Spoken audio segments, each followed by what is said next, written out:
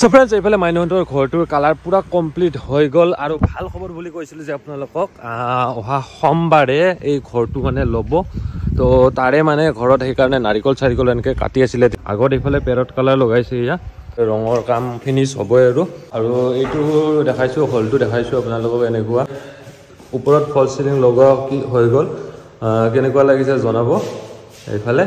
আৰু বাকীটো দেখাইছোৱে মই দৰ্জাৰ কালাৰবিলাক আগতে লগোৱা হোৱা নাছিল এতিয়া পুৰা কমপ্লিট হৈ গ'ল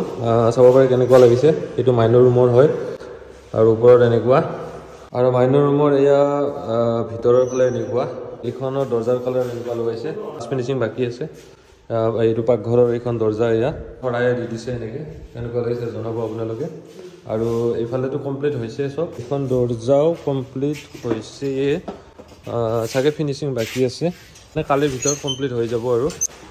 আৰু এইটো খুৰাহঁত থকা ঘৰটোৰ দৰ্জাৰ ৰং হৈ গ'ল এইখিনি মাৰিব আছে আৰু বাহিৰ চাইডটো হৈ গ'ল